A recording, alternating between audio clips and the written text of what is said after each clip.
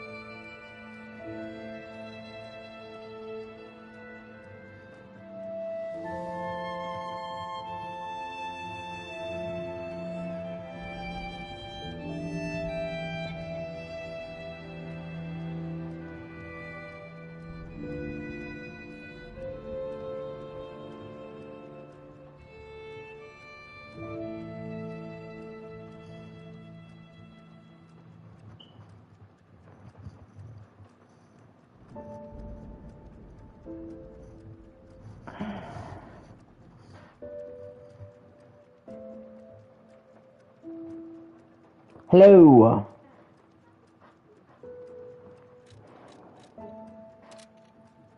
I just said fuck it, you know, Treya. It just seemed to keep having problems with the saving system, and I think it is the game ultimately, because other games didn't have problem auto-saving, Silent Hill didn't, so I just said fuck it, I'm starting up Lies of P instead. It's another Souls-like that I really like, and I think you'll like. It's a dark adult take on Pinocchio.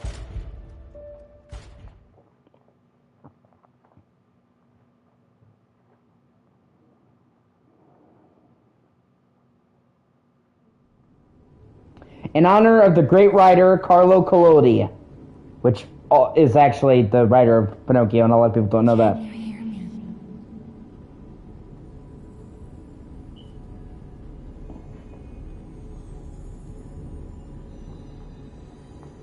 Yeah, it's a fantastic game. We need your help. I played it on Game Pass because it was a day one Game Pass game, and I beat it on Game Pass, and I liked it so much I bought it on PlayStation to own. You know that you really enjoy the game when you decide to buy it after you've already fully beaten it. And I love it. It's got a... Supposedly there's supposed to be a big DLC coming for this soon. So, like... They said the second half of this year, so probably this month or December, or maybe early next year if it got delayed. Ah, there you are. I've been looking all over for you.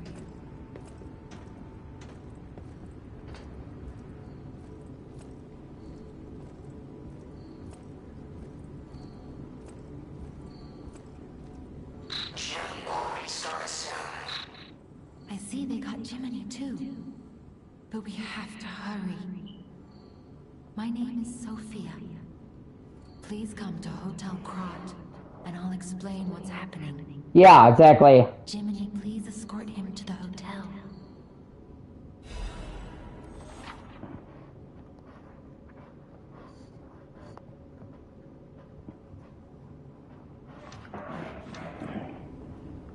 And this game is really fantastic. I can't wait for the DLC.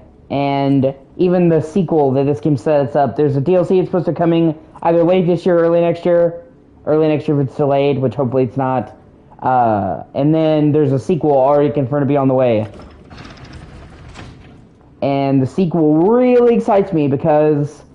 slight spoiler if you care, which you probably don't. But I had assumed, with this being a dark take on Pinocchio, that if they did a sequel, it would stay with Pinocchio. This is not the case. They strongly imply that the next game in the series will be a dark take on the Wizard of Oz. Because literally fucking Dorothy Gale pops up with the ruby slippers.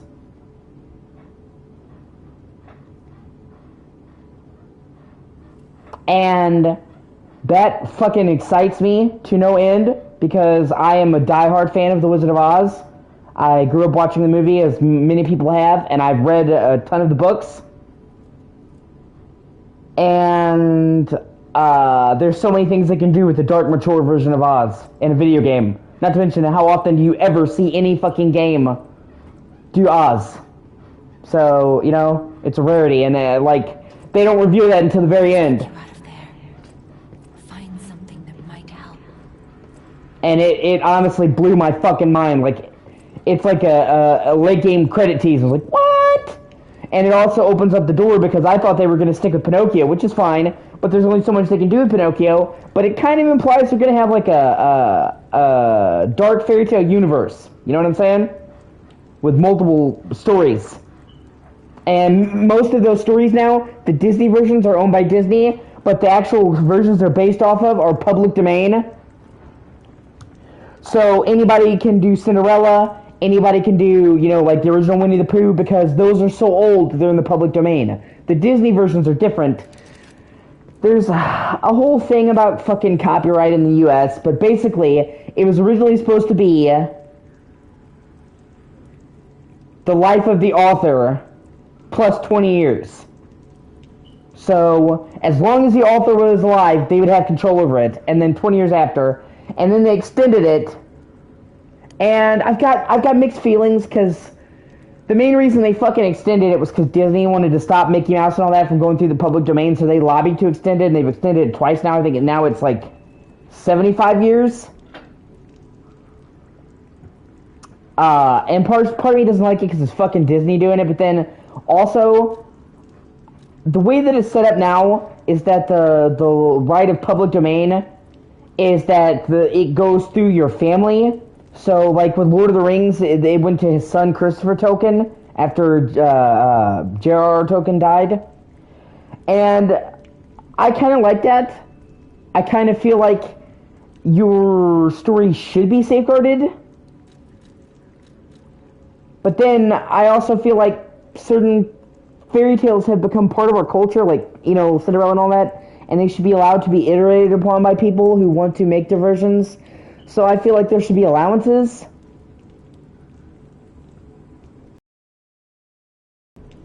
Because, you know, if I've always wanted to write a book, I have an idea for a book. Maybe I'll tell you about it one day if you're lucky. But, you know, like, I don't want anybody just fucking taking my book and doing whatever after I'm gone, you know what I mean? So some protections is good, but then I also understand the whole public thing where it's like parts of stories and shit that are so famous have become part of our culture, you know?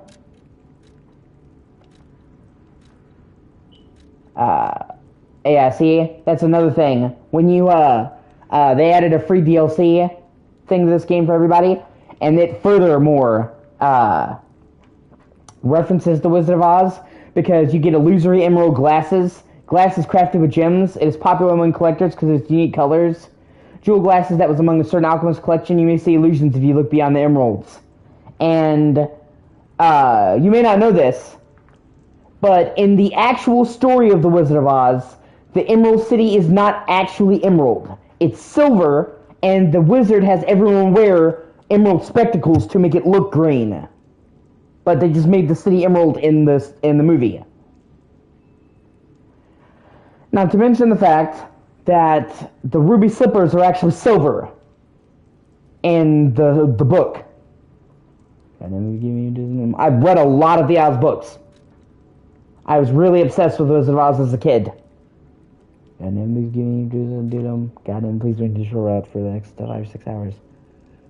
Or if there's anything else, goddamn, please give me just a new them. Goddamn, please give me just a new. So I never for a million fucking years expected that they were gonna do anything with the Wizard of Oz, and then at the end of the game, they're just like, oh yeah, hey D, and they show a little girl with red ruby slippers, which I understand why they would use ruby slippers because that's now become the most fucking iconic part of Oz. Goddamn, please give me a new.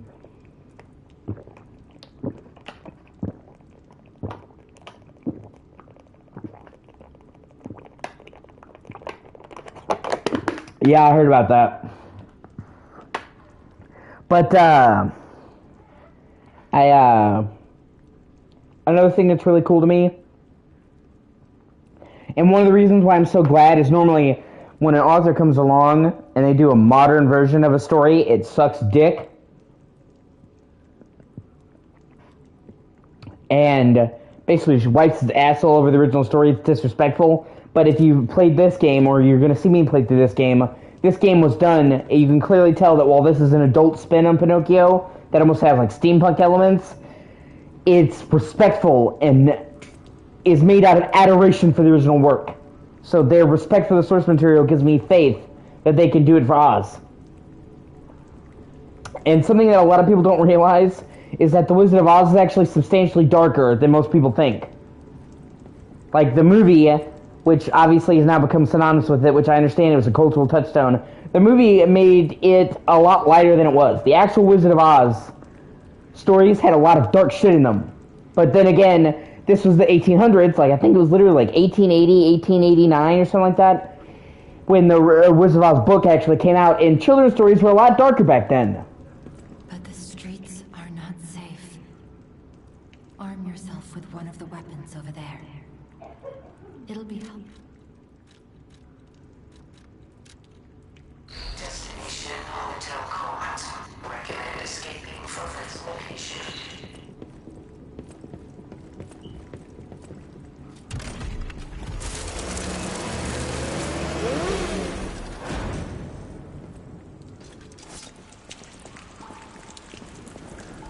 And the atmosphere for this game is fucking amazing. See, because many people try to, I mentioned this before, but many people, Mary, will try to copy FromSoft and the Souls games to create an entire genre, but so many of them only copy the mechanics, and they don't copy the atmosphere. FromSoft are notorious for, well, not notorious, they're celebrated, they're famous for excelling at atmosphere. They're some of the best fucking creators of atmosphere you'll ever see. They make hauntingly dark and beautiful worlds. And so many will try to copy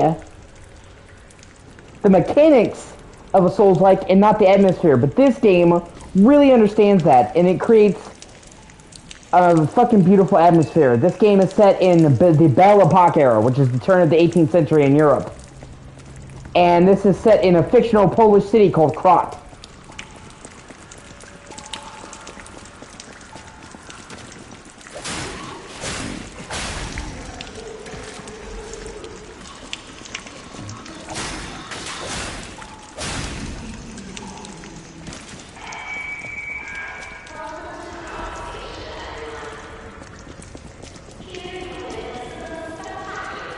And this game has such a fantastic twist on it because they subtly twist the story. Pinocchio is not a real boy, but because he's an automaton. And in this game, lying is a good thing because they made the robots programmed not to lie. So, you know, it's like the grand rule of robotic. So, the more he lies, the more human he becomes. But in this game, lying is often done out of mercy. Like telling somebody they loved, that who died didn't suffer. You see what I'm saying? Like, a lot of the time, when you choose to lie in this game, it's to lie out of kindness, to spare somebody's heart, and not out of malicious. So, you know, it's interesting in that it plays around with the idea of Pinocchio and also shows lying can be done as a good thing. Like, you know, telling somebody that somebody they loved who died passed away peacefully instead of the actual truth, which is they suffered a lot. You know what I mean?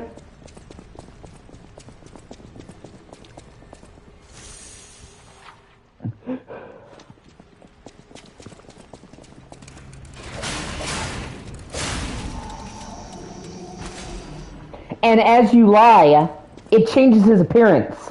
And he starts to look more human and acts more human.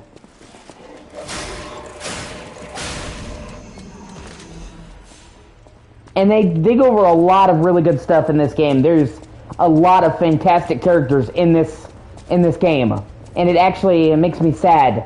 Like, there's parts of this game, I mean, it's supposed to make you sad.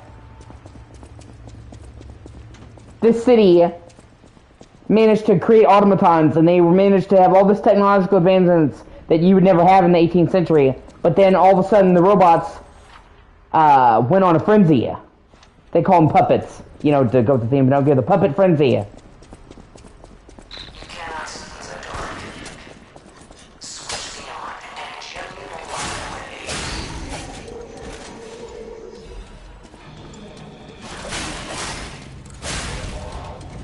In this game,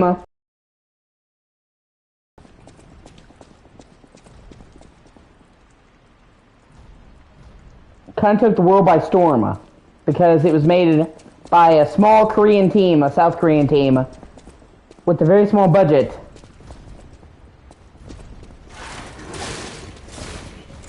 That had never made a game before.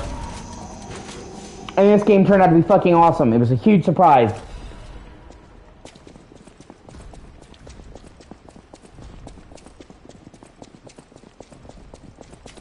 I was definitely curious about it, but it did surprise me how good this wound up being.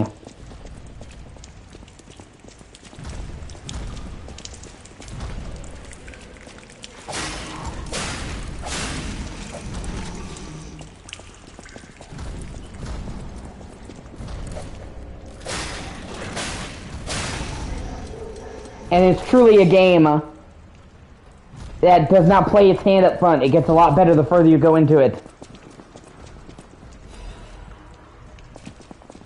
Which is great.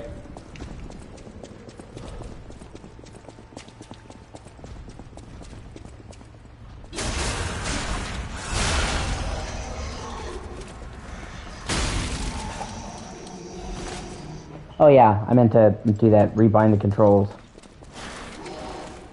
Oh yeah, I thought you were gonna give me, didn't you, you little bitch? Fuck you. let's see, it's the button settings. Use Fable Arts, Triangle. Use Legion Arm. I'm trying to guard. Yeah, that's better.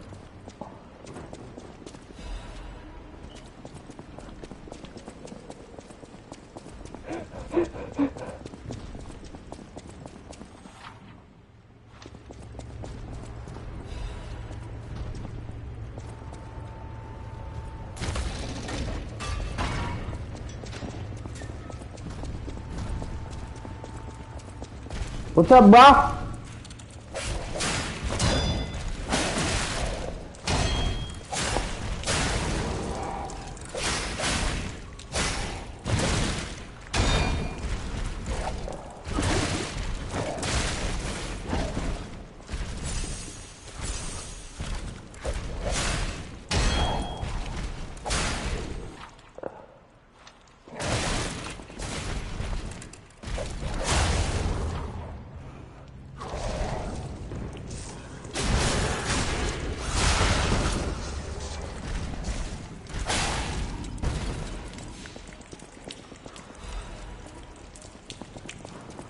And they really take up the time to flesh out the side characters. There's a huge cast of characters that you talk to and get to learn all about that are fantastic.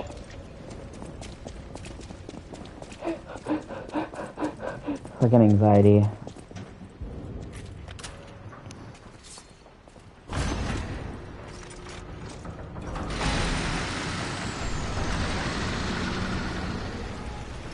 Like, I fucking love the look and aesthetic of this game.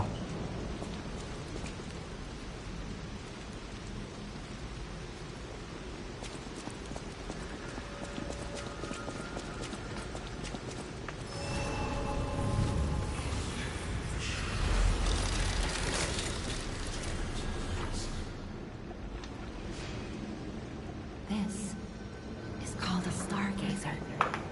A marvelous device the stalkers used in the past. God never giving you the rhythm. God never giving you. Open threshold exceeds danger estimates. Please reduce fuzzy numbers or reset danger parameters. As we are not strong enough to beat the puppets. But if I lend my power to this stargazer for a moment. Gather ergo, clever one. This stargazer will make you stronger.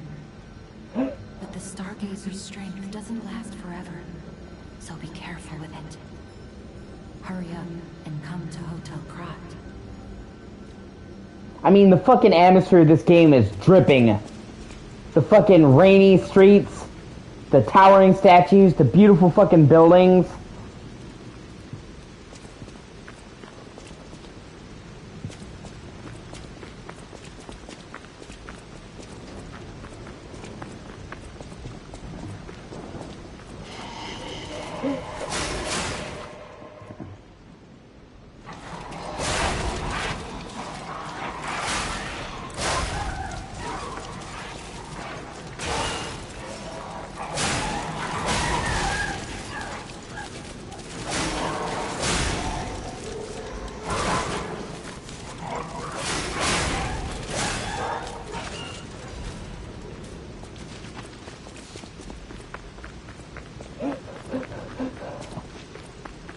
And as you progress through the game, I don't know why I said dame. As you progress through the game, the time of day changes. So it doesn't stay night forever. Or see, like, when you wear the cloth shirt, it actually will soak to his skin. And then will slowly dry. Super cool touch.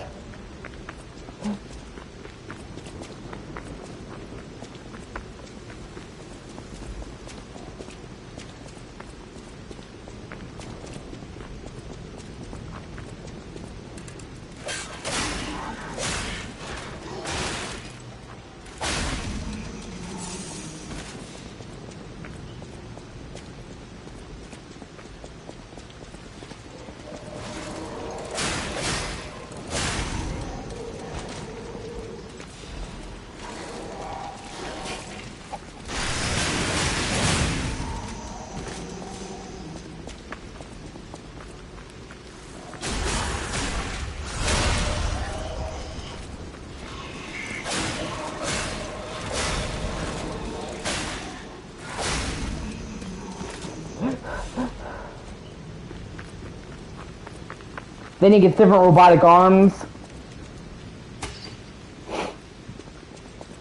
that can do different shit, which is super cool.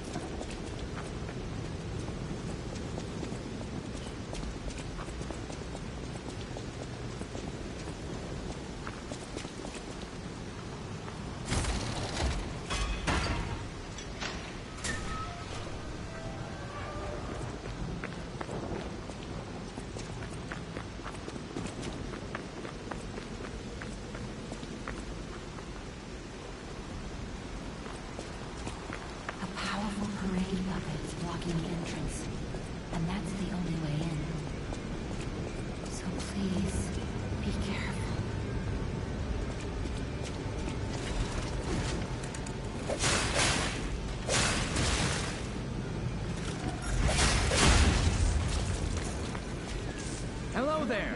Welcome to Krot, visitor. I didn't think there were any stalkers left to fight the puppets. You didn't hear? Figures. The whole organization fell apart. All that's left are wannabes and amateurs who think they can fight on their own. You ought to buy something while you're at the festival. You can't rely on yourself alone.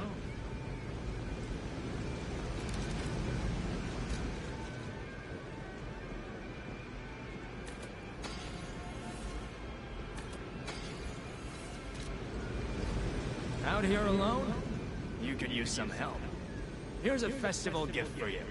Now get yourself something useful.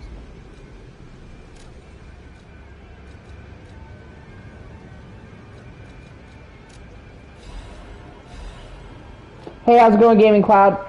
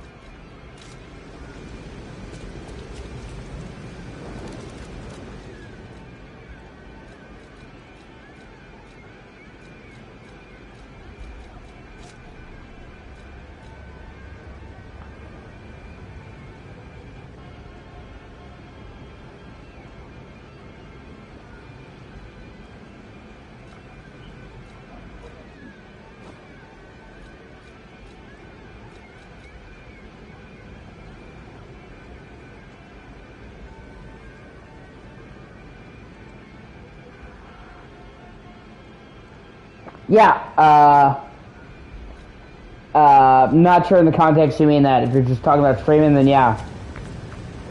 I'm doing the best that I can.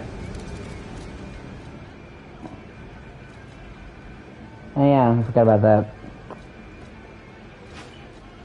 Ah, fuck up, yeah. Well, still slightly heavy. Well.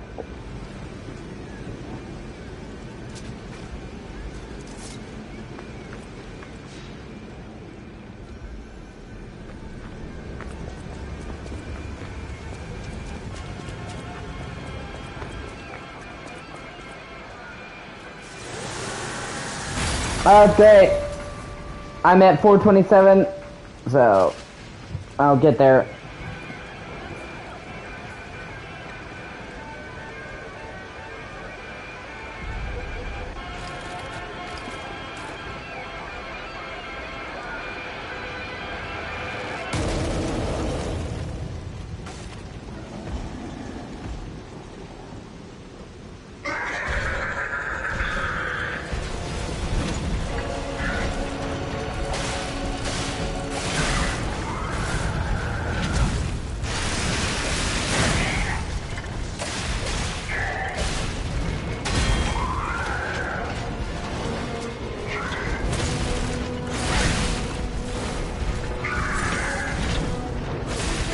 Yeah, I hope so.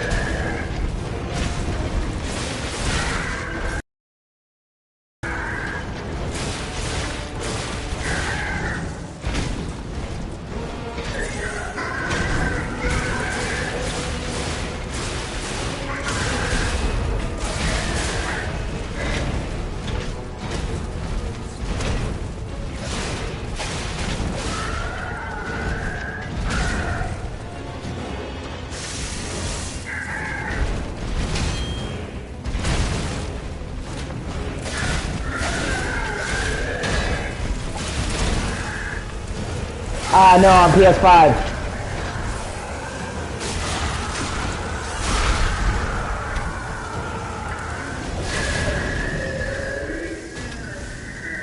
First try, bitch.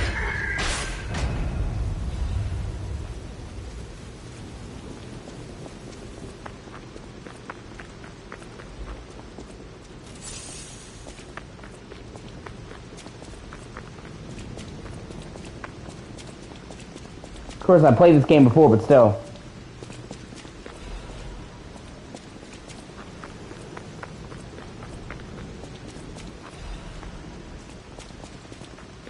God, I love the fucking atmosphere in this game so much.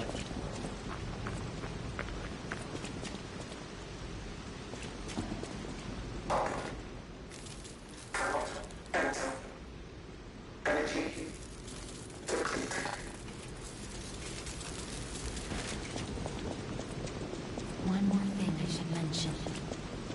The hotel's security excludes puppets like you. So you'll have to lie to get inside. You're a special puppet after all.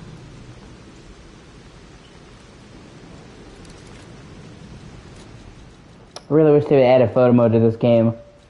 This game really would benefit from it greatly.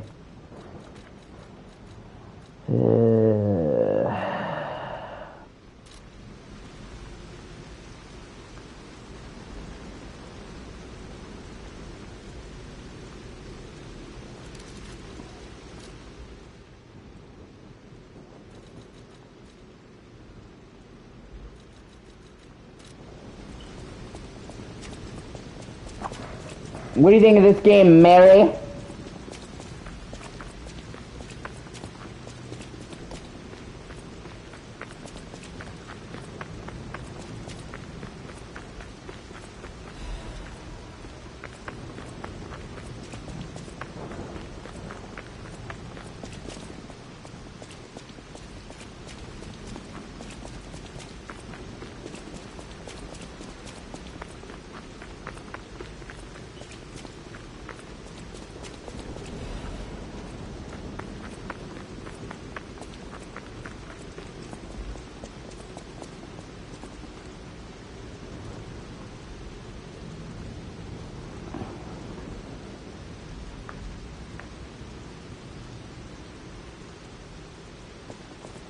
Welcome to the sanctuary of the Grand Covenant.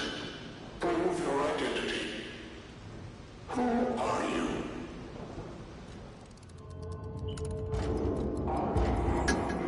Grand Covenant's fourth law. A puppet cannot lie. Welcome to Hotel Krat.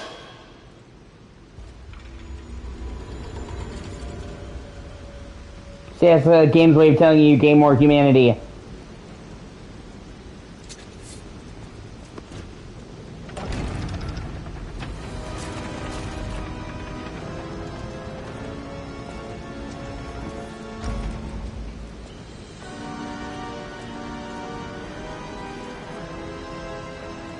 Hotel Krat.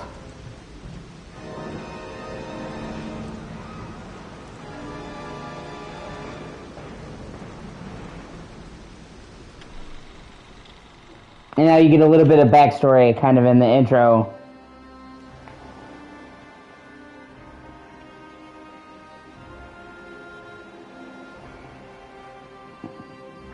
They sailed here, landed here. They found the Ergo, which is the blue shit that powers the robots, the puppets. That's Pinocchio, or I'm sorry, that's, fuck, I forget his name. Geppetto, I'm sorry. They were able to create technological innovations that were amazing.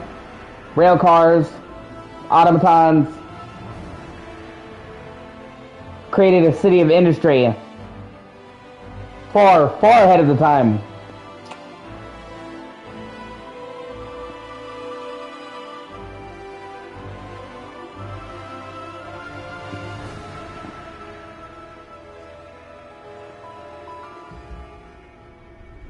But then the puppets went fucking crazy and just started killing everybody.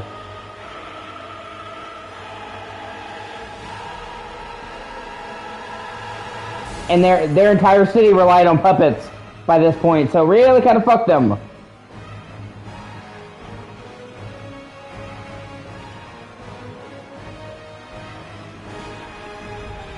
And then a plague swept through.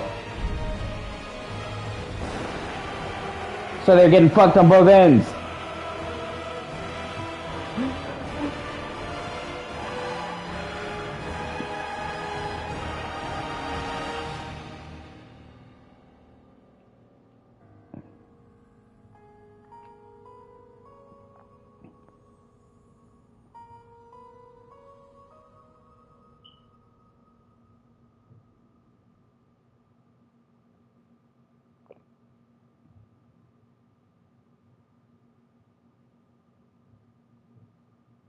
Now we're at the hotel, which is the hub for the game. And a beautiful, beautiful hub.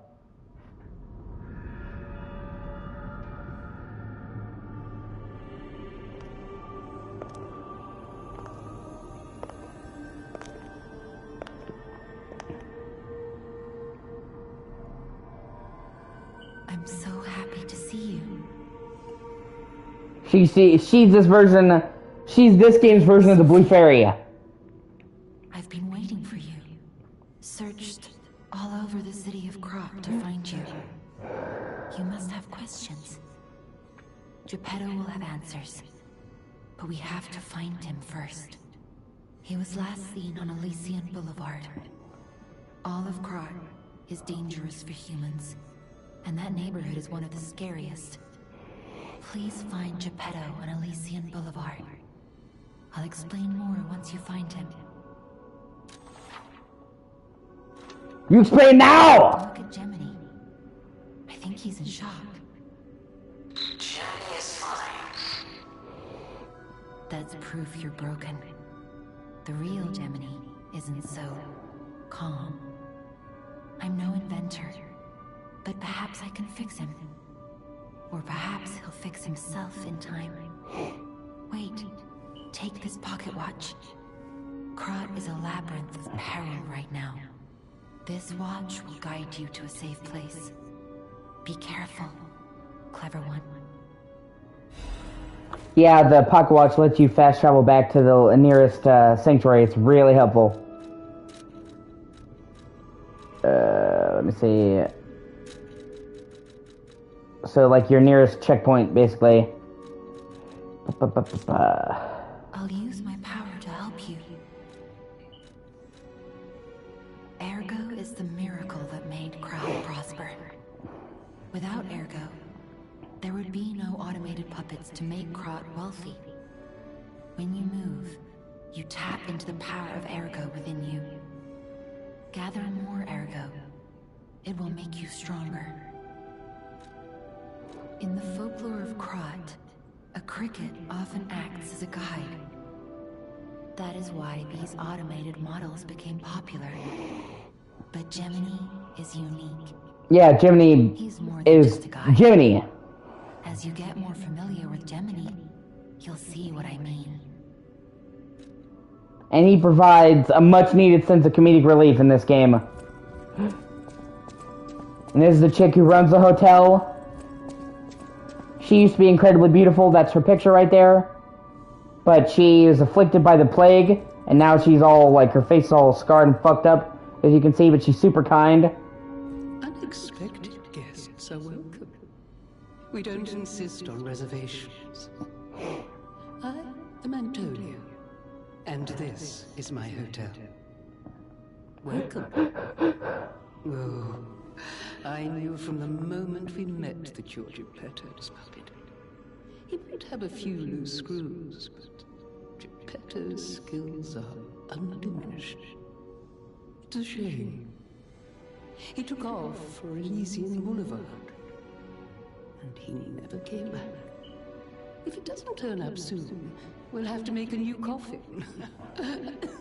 She's super nice. She holds open the hotel for anyone who needs it. I forgot. I was keeping this for him. It comes with a long story. But she's dying. With you. Please find that old man. And do take care of yourself out there. Yeah, she gives you, another costume. It's a sailor's costume, not really my swag.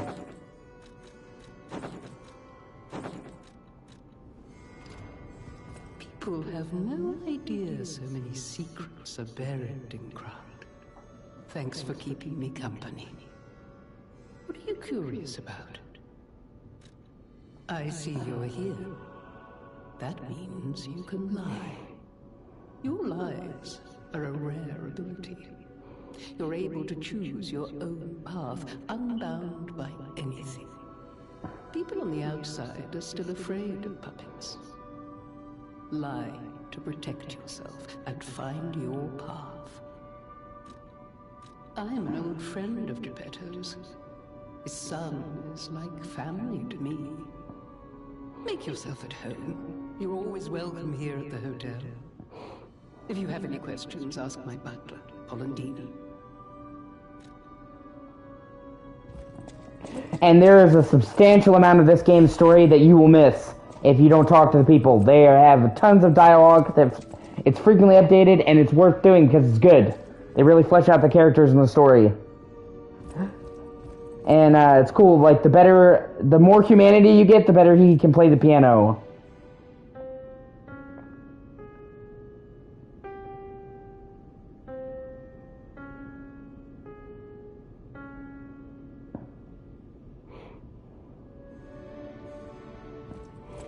Well, I really like it when games have a rich story with lots of characters and depth.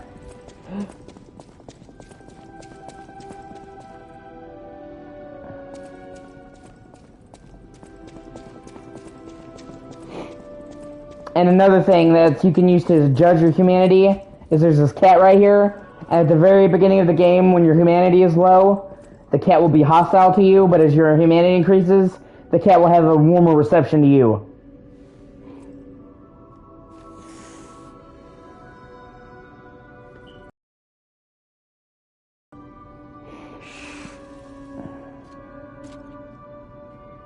It's cute too, because it starts out with the cat hissing at you, then it'll let you pet it cautiously, and by the end of the game, if you have full humanity, he'll actually pick up the cat and, nuzzle it against his face.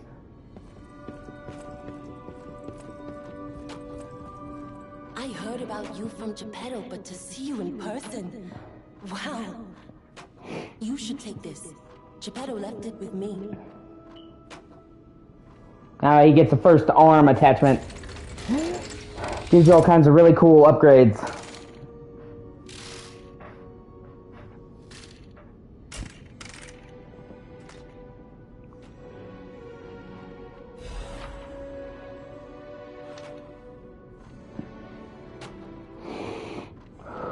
Fucking anxiety is killing me. I'll get through it.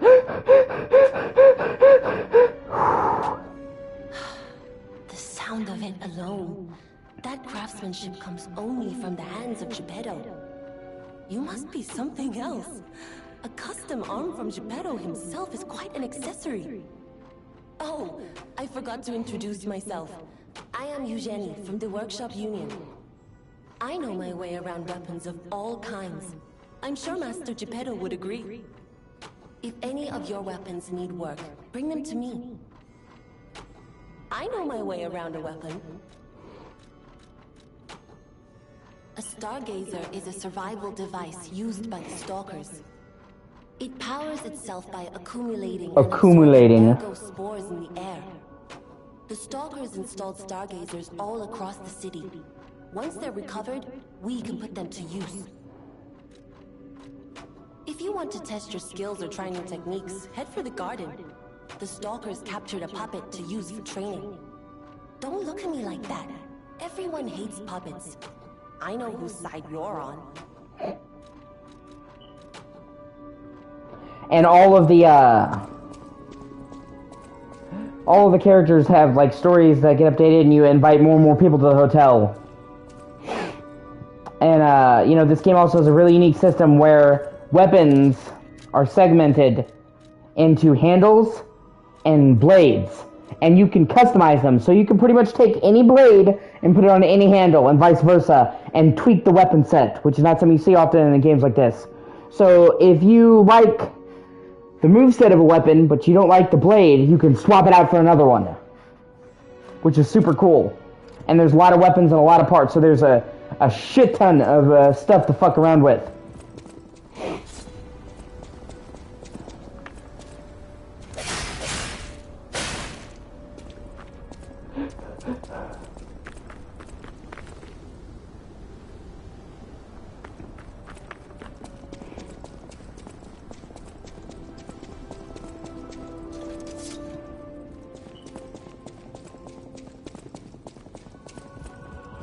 Welcome to Hotel Krat.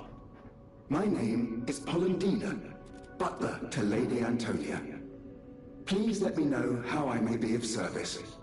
At Hotel Krat, Comfort and calm walk hand in hand. Welcome to Hotel Krat. How may I be of service? The Grand Covenant is a set of absolute commands imprinted on puppets when they are made. First law. All puppets must obey their creator's commands. Second law. A puppet may not harm humans. Third law. A puppet protects and serves humans and the city of Krat. Fourth law. A puppet cannot lie. I've told you about the laws engraved upon every puppet. Do you require anything else?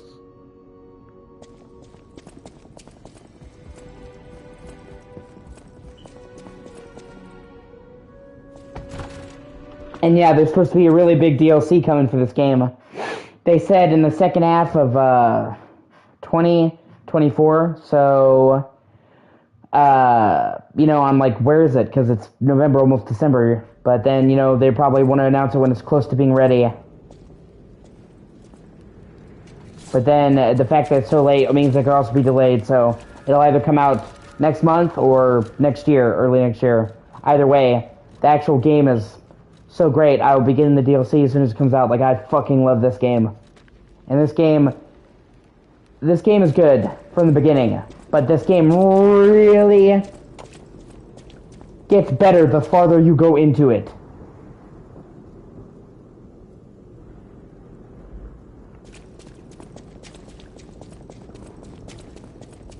See, now the rain has stopped.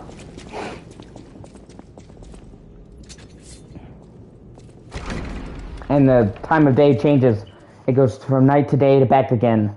And rain will come in and go, you know, sometimes it'll be foggy, so it's great. You know, and like I said, this game is fucking phenomenal. And, you know, when I first played this game, at first I'm like, oh, this is good.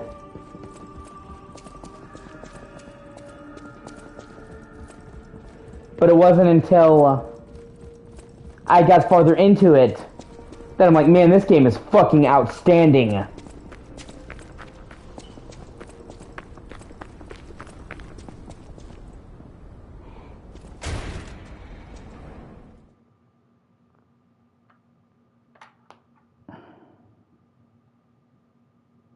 A bit of a pet peeve of mine. I'm just trying to see something. Trying to record the day and night cycle. It's a fucking thing.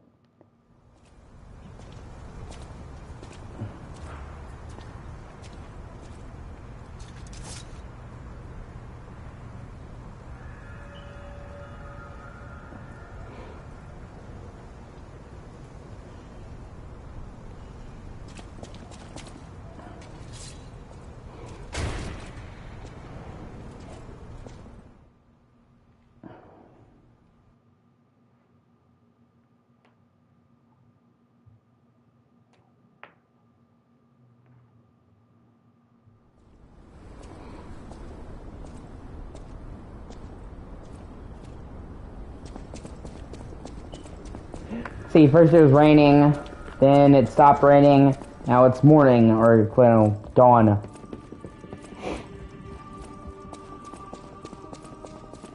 It also kind of gives a unique vibe to the areas that you return to, because there are different times of day, it gives it a different lighting, a different look. But what I was trying to say is this game starts out good. And I liked it from the beginning, but it doesn't get fucking fantastic until later on. It's a game that truly gets much better the farther you go.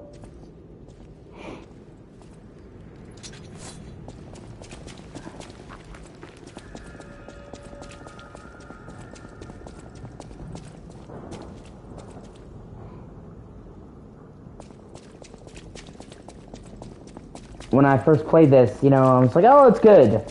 Then as I progressed further, I'm like, oh, this is pretty great. Then, you know, it's like, oh, man, this is really good. And then finally, by the end of the game, I'm like, man, this is fucking fantastic. Like, the ending of this game really moved me. And the story really gets to a fever pitch. And then, like I said, right when you think that the story's wrapping up, oh, shit, they just teased Wizard of Oz, what the fuck?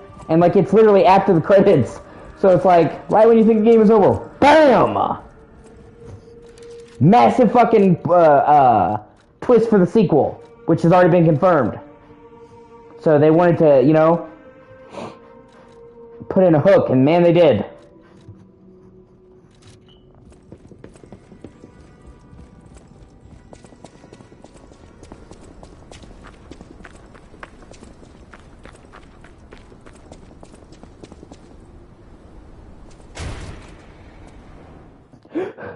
And like I said, I love The Wizard of Oz dearly. It's near and dear to my heart. I grew up, I was obsessed with Oz. I still love it.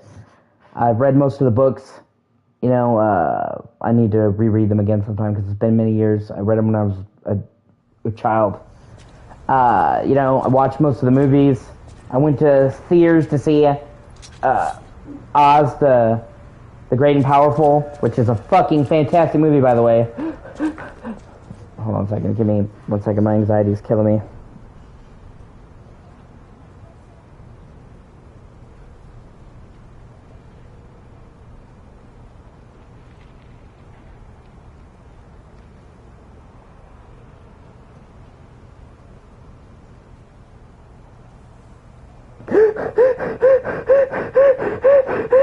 I'll be fine. If you've never seen Oz the Great and Powerful, I highly recommend it. It is criminally fucking slept on film. Hey, let's be more careful. The Black Rabbit Brotherhood. I hate these guys. But don't be alarmed. My name is Gemini. We'll talk later, when we're safe. It's got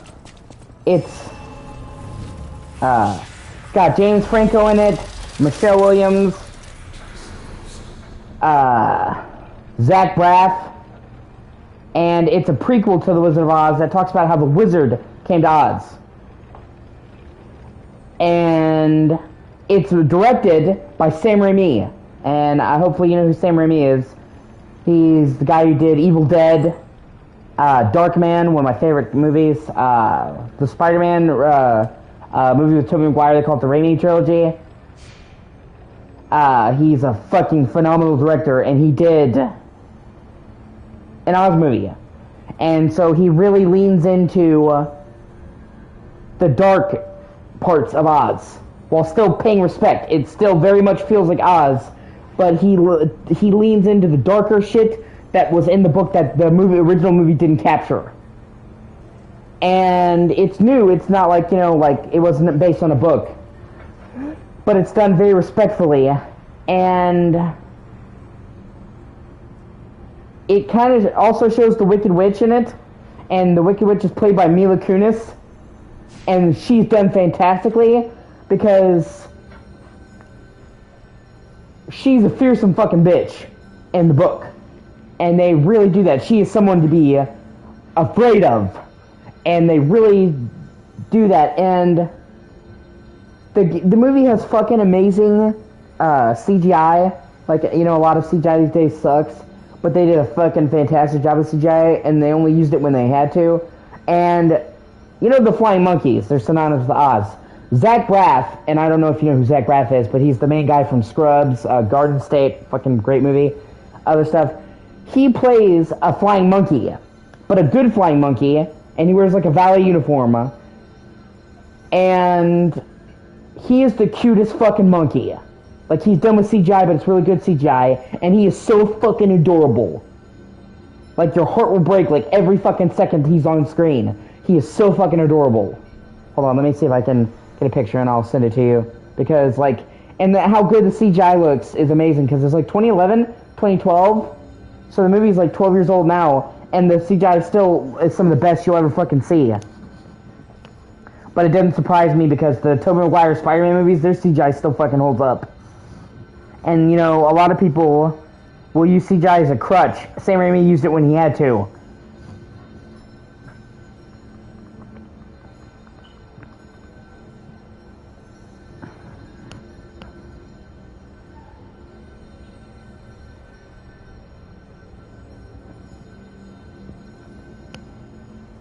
Hold on.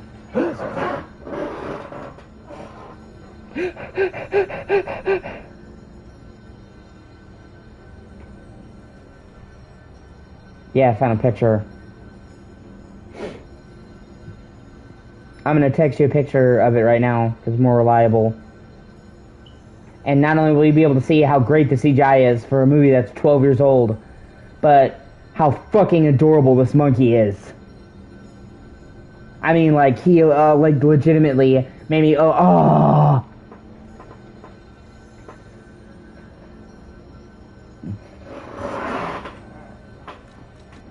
I'm Jiminy, your friendly puppet guide. Or friendly guide puppet? I don't know, one of those. I'm also a friend of Sophia's. Last time I woke up, Sophia was there because she woke me up. But I'm sure there are still other memories in there. Sorry. Must be the shock. Bear with me, and I'll do my best to guide you.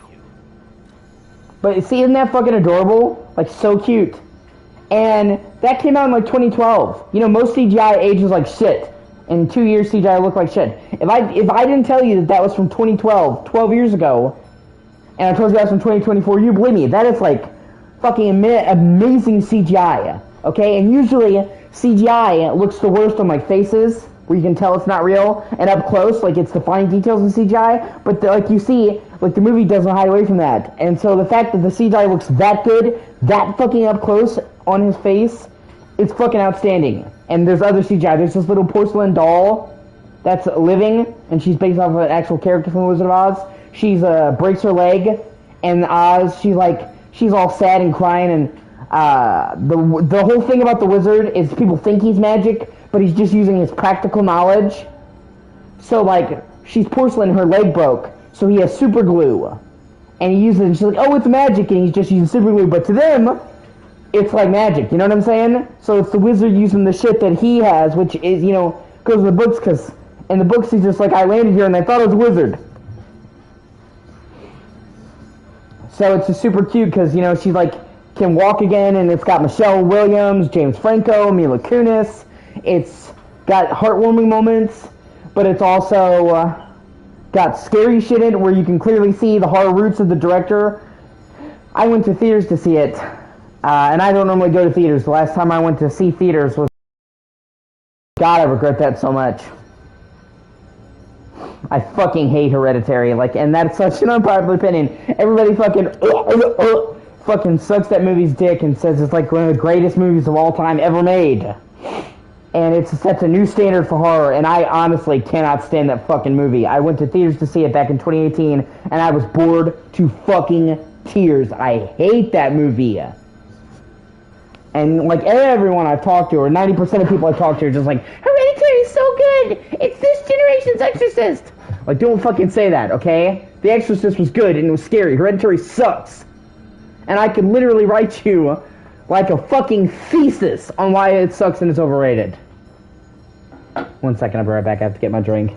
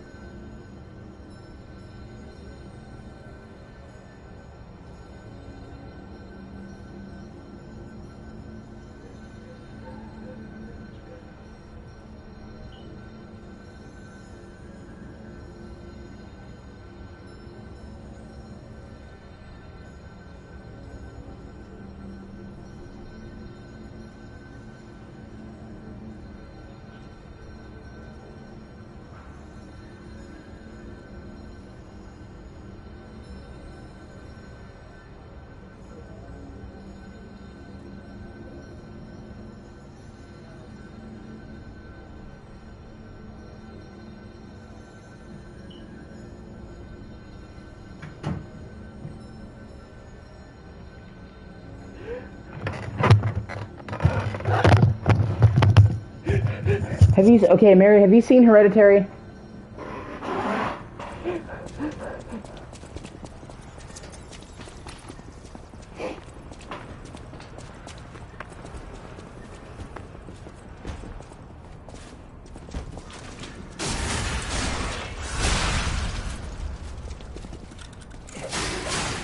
Well, everybody fucking okay, or Midsommar.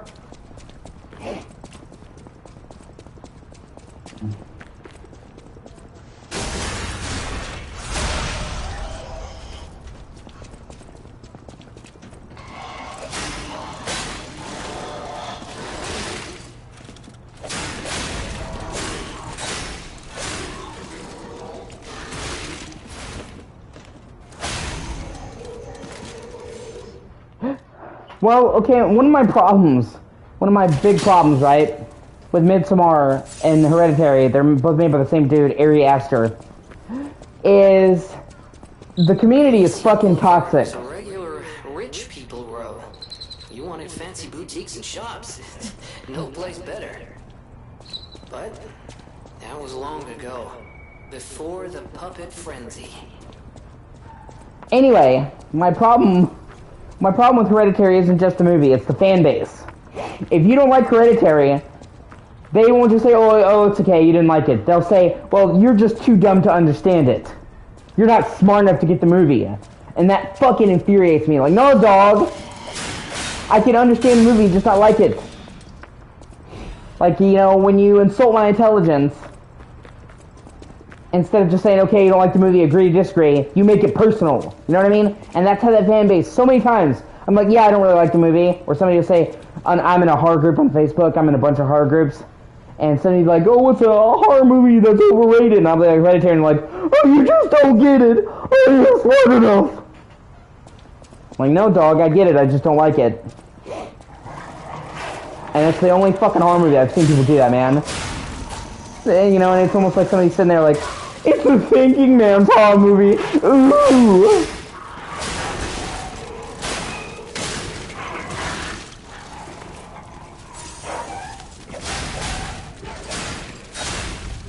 Like, don't fucking judge me. Like, if you like a movie that I don't, cool. You know? Cool. You don't have to like a fucking movie that I like, or you can dislike a movie that I like, that's fine. That's agree to disagree. But when you're being a dick about it, then you make it fucking personal. Then we have a problem. Yeah. Well, I'm a firm believer of agree to disagree, Mary. You know this.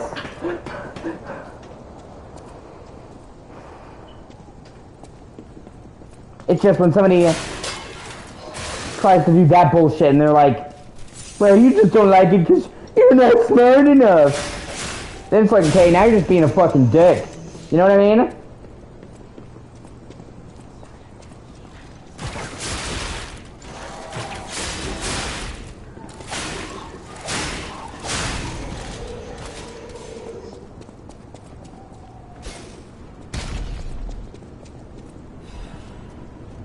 Like, you don't have to be a dick about it.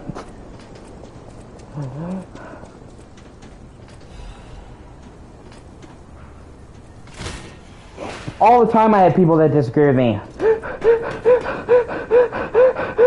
Fucking shit.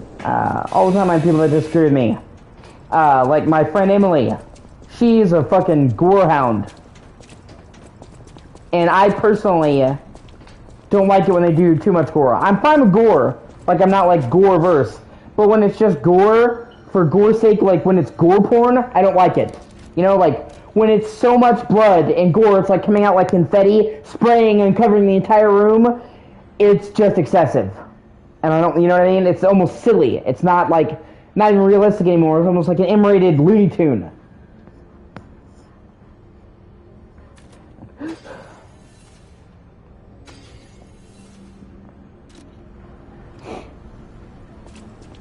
Or just gore for gore's sake.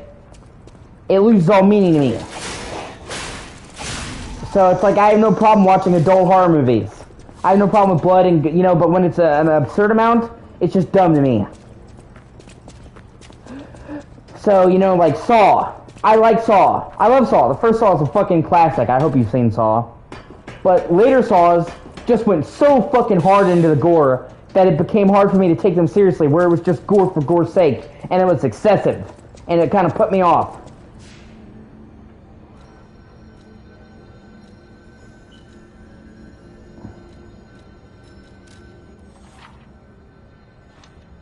Yeah, I should go level up.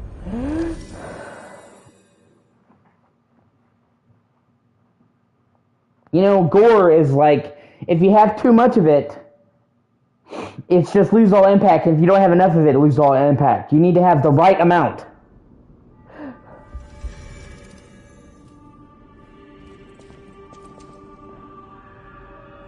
Like Scream. If you haven't seen Scream, I'm gonna kick your ass. I think Scream, which is an all-time classic horror movie, released the year I was born, no less, does gore perfect.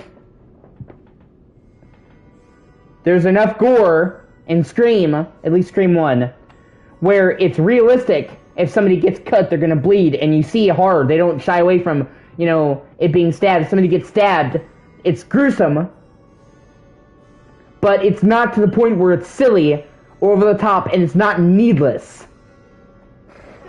It's enough that it's serious, it's visceral, but it's not silly. I think Scream is a good example. People get cut, you know, they hit their head, it's bloody, but it's not just, oh, look at all the blood, and just like excessive.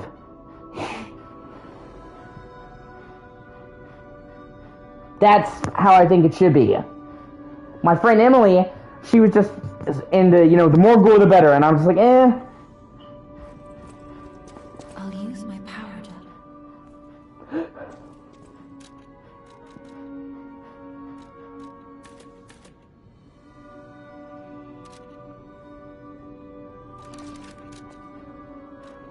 But I could agree to disagree with her, you know what I'm saying?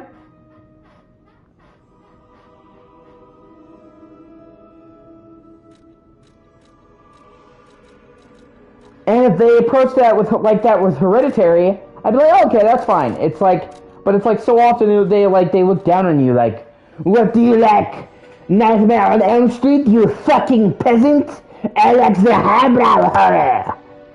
It's like, okay.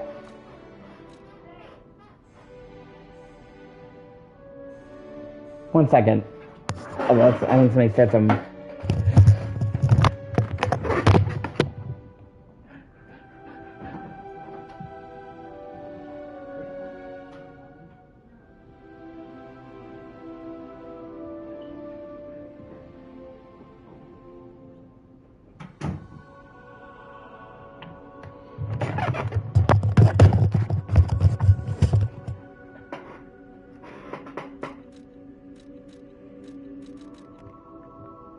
So yeah, that's what I'm saying. It depends on the context.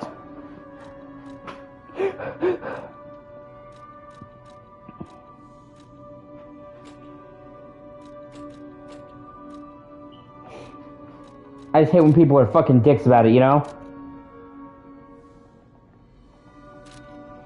I'll use my power. Like when you don't say, well, agree to disagree, and then you fucking attack me, you're insulting my intelligence, you make it personal. Ba, ba, ba, ba, ba. And it's just something I've noticed a lot with that fucking movie.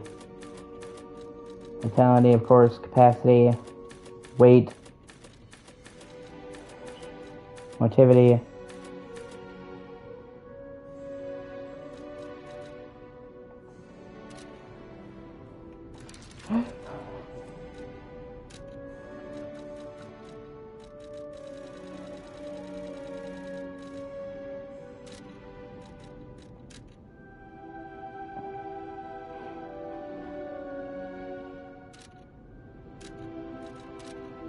I'll use my power.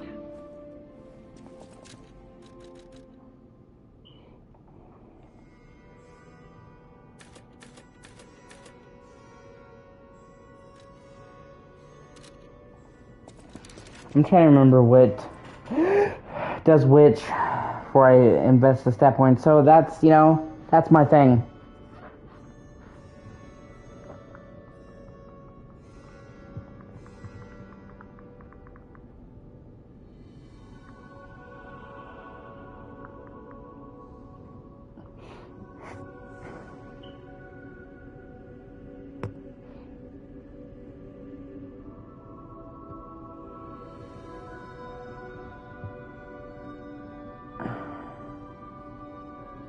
Okay, technique. I'll use my power. Whenever I play a game like this, it gives you choice on what weapons to use. I always go for quick options, almost always.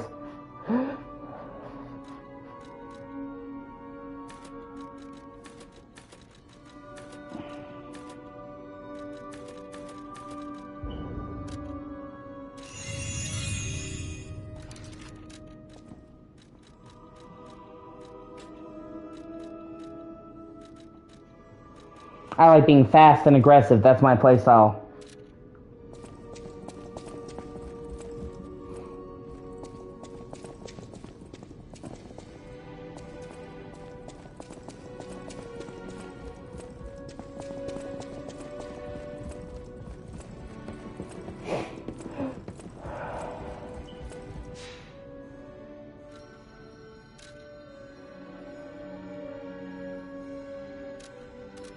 Okay, now that I leveled up and improved my shit some, I can progress. I just didn't want to risk losing my shit, so...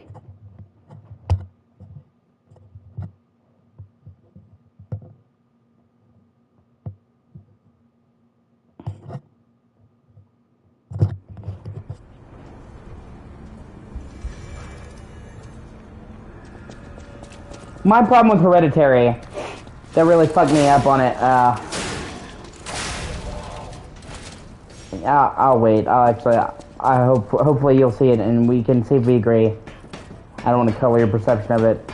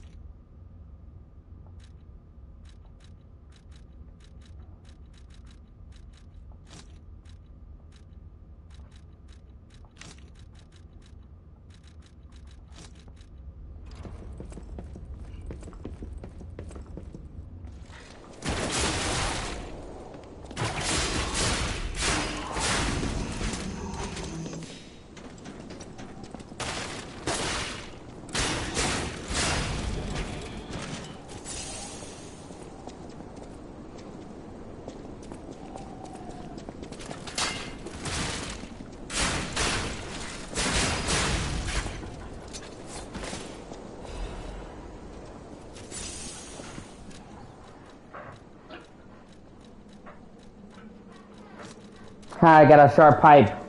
I'm gonna give you a sharp pipe. Just do it!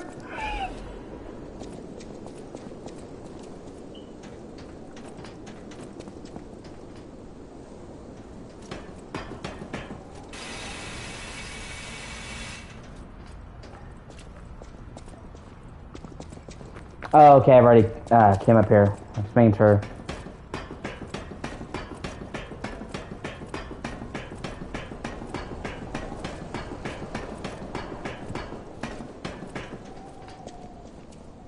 Or have I? Wait a minute, actually, let me look around. I might not actually.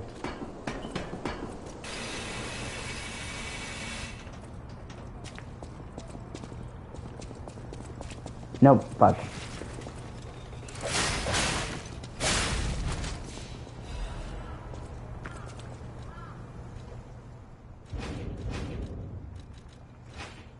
Fuck me.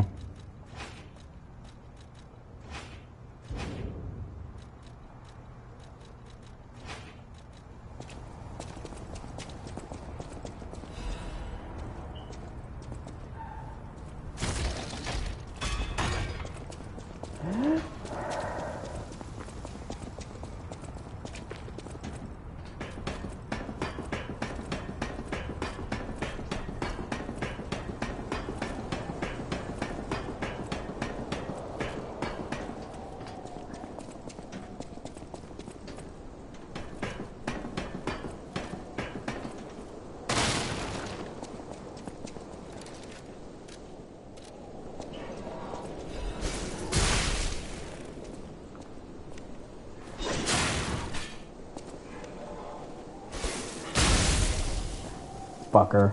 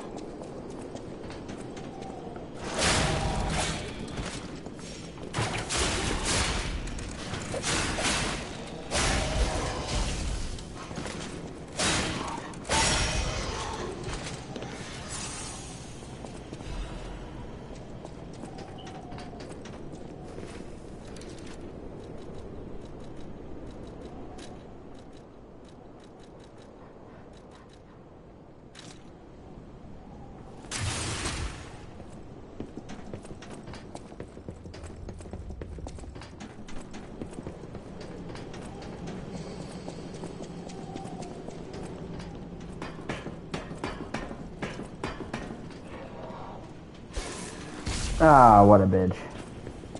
Oh, I'm sorry. You want some of this, bro?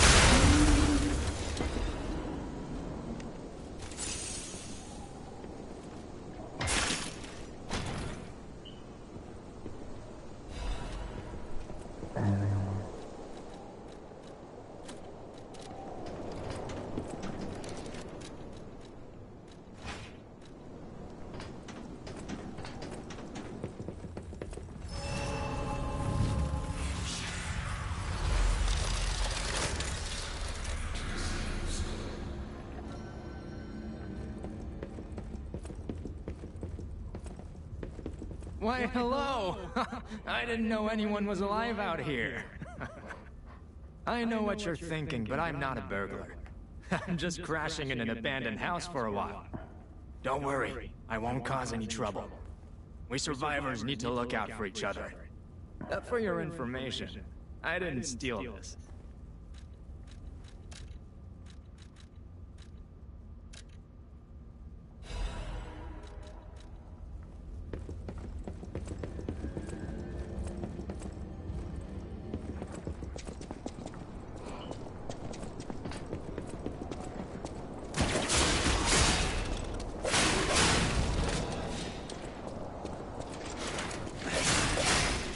Yeah, I thought you were gonna ambush me, huh? Didn't you, fucker?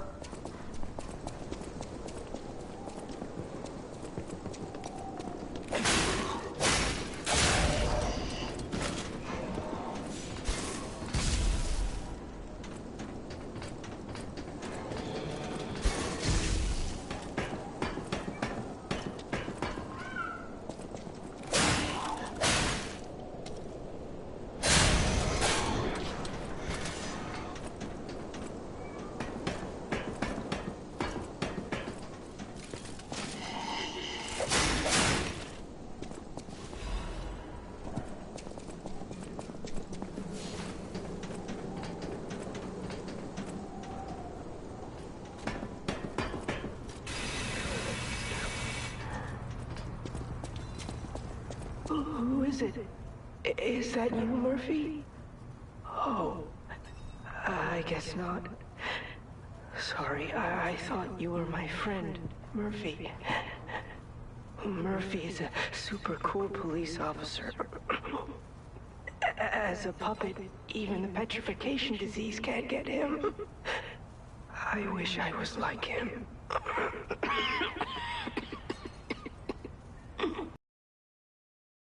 You should leave so you don't catch the disease from me. If only we could play together like we used to. Murphy, I miss you.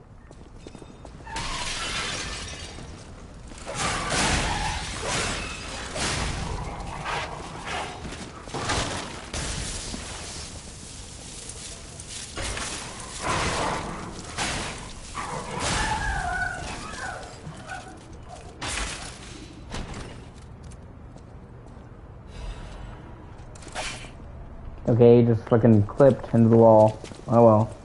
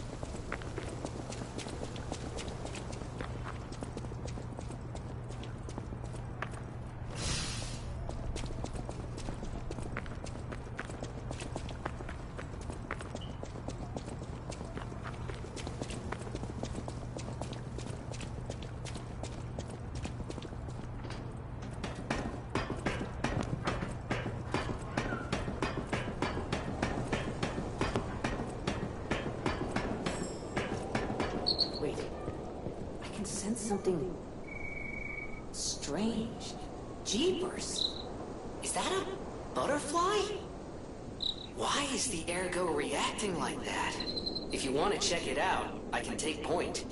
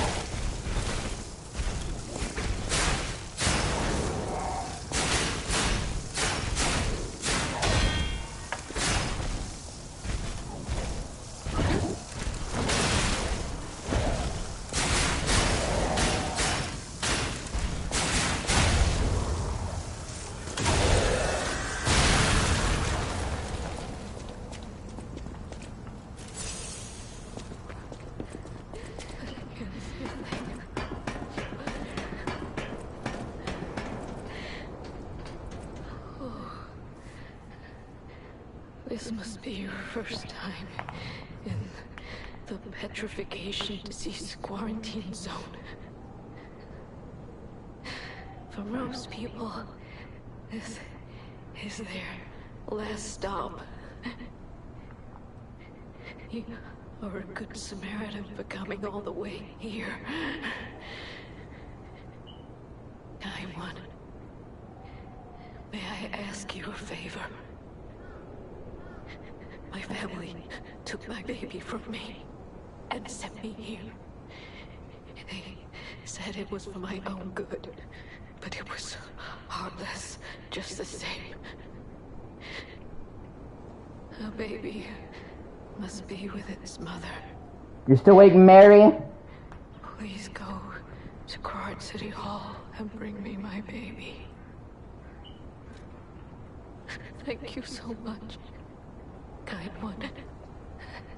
I can finally see my sweet Elena's face again. Please hurry. Hard scales spreading across my eyes. Before I lose my sight, please. She said, Waiting and hoping is all I can do. Please find my baby Fucking at City thing. Hall.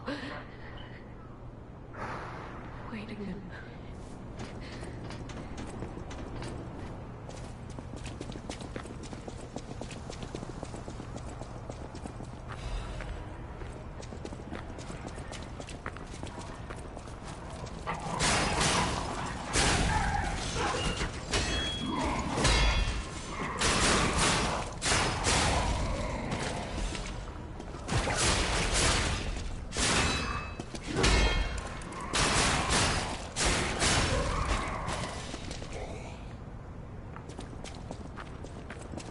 Mary!